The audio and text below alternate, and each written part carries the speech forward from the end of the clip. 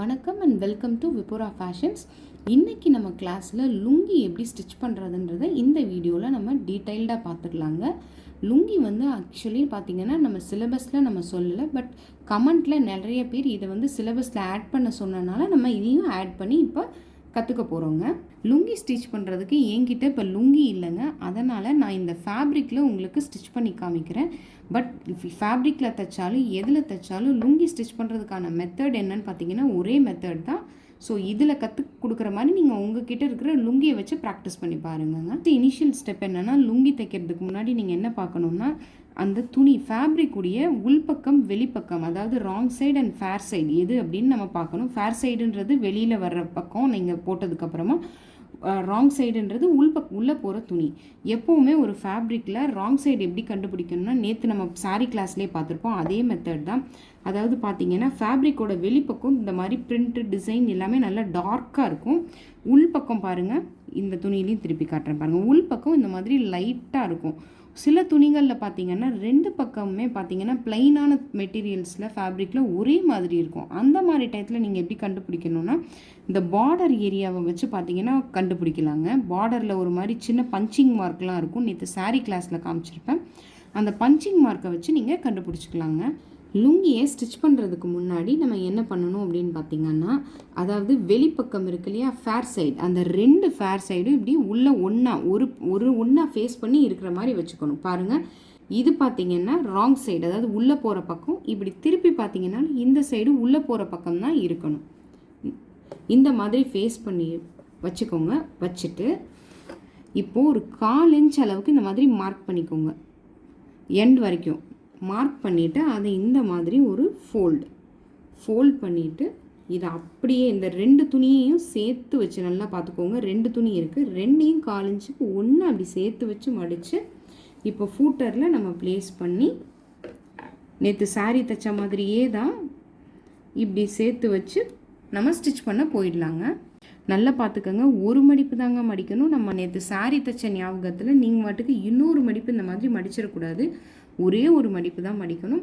இப்போ நாம் reverse stitch போட்டுட்டு அப்படியே ஸ்ட்ரைட்டாக தைக்க வருவோம். நேற்று தைச்ச மாதிரி தான் இப்படி 2 தையல் போட்டு இப்படி லீவரை தூக்கி விட்டுட்டு திருப்பி ஃபூட்டரை ப்ளேஸ் பண்ணி ஒரு ரிவர்ஸ் ஸ்டிச் இப்படி கொடுத்து இந்த பார்டரில் இந்த எட்ஜ்லேயே ஒட்டி இப்படி தையல் போட்டுட்டு வரணுங்க.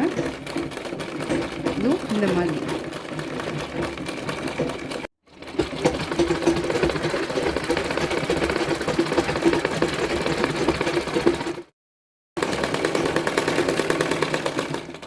இப்போ நம்ம எண்டு கிட்ட வந்தாச்சு. நல்லா பார்த்துக்கோங்க, நம்ம எண்டில் என்றைக்குமே ஃபோல்ட் பண்ணி ஸ்டிச் பண்ணும்போது இந்த அடியில் இருக்கிற இந்த கிளாத்தை தாண்டி இந்த மேலே இருக்கிற இந்த கிளாத் இருக்குது தெரியுமா, ஃபோல்டிங், இது வந்து வந்துடக்கூடாது. எப்போவுமே இந்த மாதிரி சமமாக இருக்கணும். பார்த்தீங்கன்னா உங்களுக்கு தெரியுதுன்னு நினைக்கிறேன் வீடியோவில், இந்த மாதிரி சமமாக இருக்கணும். இப்போது நம்ம இந்த எண்டு கிட்ட வந்ததும் இந்த இடத்துலையும் ஒரு ரிவர்ஸ் ஸ்டிச் போட்டு நேற்று மாதிரியே கம்ப்ளீட் பண்ணிடலாங்க.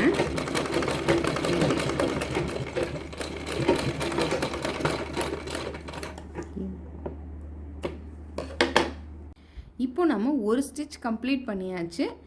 பாருங்கள், ஒரு பக்கம் இந்த மாதிரி நம்ம ஸ்டிச் பண்ணது தெரியும், இன்னொரு பக்கம் இந்த மாதிரி நீட்டாக இருக்கும். இப்போ நான் இதை உங்களுக்கு விரித்து காமிக்கிறேன். ரெண்டு எண்டையும் ஜாயின் பண்ணதுக்கப்புறமா இப்படி விரித்து பார்த்திங்கன்னா இந்த நம்ம ஸ்டிச் பண்ணோம் இல்லையா, இது வந்து இந்த மாதிரி ஸ்ட்ரைட்டாக இருக்கும். இது பார்த்திங்கன்னா இந்த மாதிரி இருக்கக்கூடாது, இப்படி படிஞ்சு இருந்தால் தான் உங்களுக்கு நல்லாயிருக்கும். எதனாலன்னா நீங்கள் தையல் போட்ட ஜாயின் பண்ணதும் அதுக்குள்ளே போயிடும், உங்களுக்கு ஃபினிஷிங் பர்ஃபெக்டாக இருக்கும். லுங்கி கட்டும்போது உங்களுக்கு கம்ஃபர்டபுளாக இருக்கும். அதனால் இந்த இதை இப்படி மடித்து வச்சு இன்னொரு தையல் நம்ம இப்போ போட்டுடலாம் வாங்க. நல்ல கவனமாக பார்த்துக்கோங்க. நீங்கள் வந்து இந்த இதை திருப்பி வச்சு தைக்கும்போது இப்படி வச்சு தைச்சிடக்கூடாது. தைச்சிங்கன்னா இந்த ரா எட்ஜஸ் எல்லாமே உங்களுக்கு தெரியும்.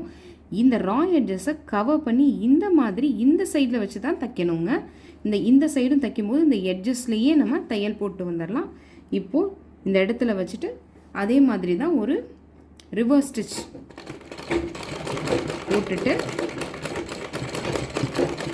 எட்ஜ்லேயே அப்படியே நீங்கள் தையல் கொடுத்துட்டு வந்துடுங்க எண்ட் வரைக்கும்.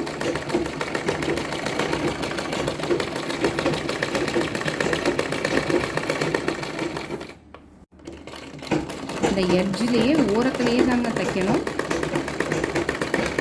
தையல் அதே மாதிரி ஸ்ட்ரைட்டாக வரணும். கொஞ்சம் மெதுவாகவே நீங்கள் தைங்க. பிகினராக இருக்கும்போது வேகமாக தைக்கணும்னு எல்லாம் ஒன்றும் அவசரமாக தைச்சிடாதீங்க. இந்த எண்ட்லேயும் இப்போ ஒரு ரிவர்ஸ் ஸ்டிச் போட்டு கம்ப்ளீட் பண்ணிக்கலாம். லுங்கியை ஸ்டிச் பண்ணி கம்ப்ளீட் பண்ணதுக்கப்புறம் பார்த்தீங்கன்னா இந்த மாதிரி தான் இருக்கும். ஜீன்ஸ் பேண்ட்டோட சைடில் எல்லாம் பார்த்தீங்கன்னா இந்த மாதிரி தான் இருக்கும். அந்த ஸ்டிச்லாம் இந்த மாதிரி தான் போடுவாங்க. இதுதான் பார்த்தீங்கன்னா உள்ளே வர சைடு உள் பக்கம் லுங்கியில். இப்போ லுங்கியுடைய வெளிப்பக்கம் பார்த்தீங்கன்னா இந்த மாதிரி ஒரே ஒரு தையல் தான் உங்களுக்கு தெரியணுங்க. இன்றைக்கி நம்ம ஸ்டூடெண்ட்டுடைய கொஷின் என்ன அப்படின்னு பார்த்தீங்கன்னா, லுங்கிக்கு உங்களை நான் எவ்வளோ இன்ச்சில் மடித்து தைக்கணும் அப்படின்னு சொன்னேன்றதை எனக்கு கமெண்ட்டில் சொல்லுங்கள். இந்த வீடியோ உங்களுக்கு பிடிச்சிருந்ததுன்னா லைக், ஷேர் அண்ட் சப்ஸ்கிரைப் பண்ணுங்கள். Thanks for வாட்சிங்க.